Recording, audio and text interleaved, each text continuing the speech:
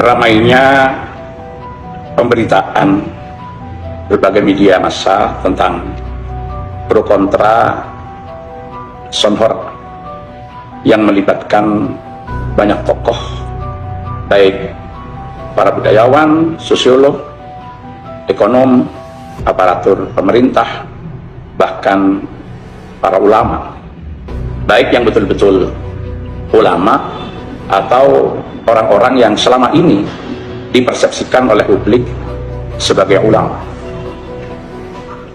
Saya menanggapi hal ini dengan mencoba mengungkap ada hikmah apa di balik peristiwa ini yang cukup menyita perhatian publik. Saya tidak akan membahas tentang bagaimana status hukum Sonhor, karena itu sudah jelas bagi ahli ilmi, walaupun masih disangsikan oleh kebalikannya. Tapi yang ingin saya sampaikan di sini bahwa fenomena ini mengingatkan kita semua bahwa kita hari ini benar-benar telah berada di satu masa yang disampaikan oleh Rasulullah, katsirun khutaba'uhu wa qalilun fuqaha'uhu, atau dalam redaksi yang lain katsirun wa'aduhu wa qalilun ulama'uhu.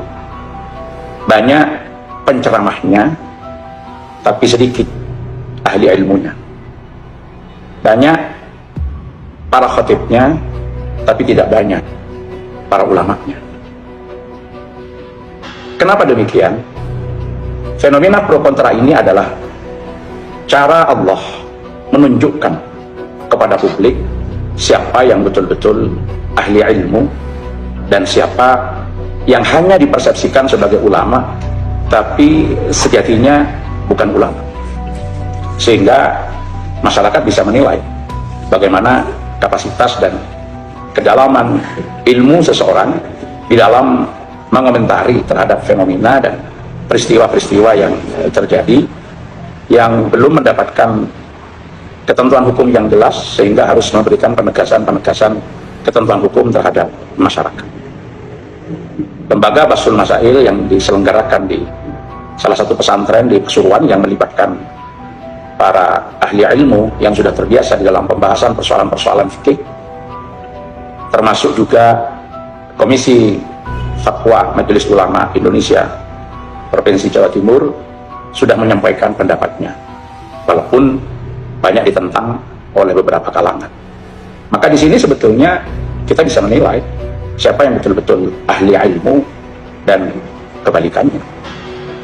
Yang kedua, ini adalah ujian bagi para alim, bagi para ahli ilmu, tentang sejauh mana kredibilitas kealiman mereka yang karenanya ia pantas untuk disebut sebagai alimun yuqtada bih, seorang alim yang patut untuk diikuti dan dicontoh di tengah-tengah masyarakat. Karena Al-Imam Abil Hasan Asy-Syadzili di dalam Tabaqatus Syadziliyah Al-Kubra itu menyatakan la yakmulu al-alim fi maqamil ilmi hatta yubtala bi arba'in. Tidak sempurna seorang alim dalam konteks kedudukannya sebagai ahli ilmu kecuali ia telah diuji dengan 4 hal. Ujian yang pertama adalah syamatatul a'da, rasa senang, rasa gembira dari para musuh tatkala melihat dia berada pada musibah atau pada persoalan. Yang kedua adalah mulamatul asdiqa, sering disalahkan oleh teman sejawat, oleh teman karib. Yang ketiga adalah hasadul ulama, jadi perbincangan dan bahkan ada keirian daripada ahli ilmu yang lainnya. Dan yang terakhir, ini fenomena yang paling menarik, yaitu ta'nul juhal, jadi dia ditusuk, dituding macam-macam oleh orang-orang bodoh yang berupaya untuk membuat selimut menutupi dirinya bahwa dia adalah orang berilmu. Fa in sabara ala dzalika, kalau orang ahli ilmu itu sabar atas ujian-ujian ini, maka dia betul-betul orang yang diutus oleh Allah sebagai imaman yuqtada bihi, seorang imam yang patut untuk ditiru. Jadi ini hikmah yang dapat kita ambil dari fenomena pro kontra tentang sonor yang sekarang ini sangat ramai dibicarakan di tengah-tengah masyarakat.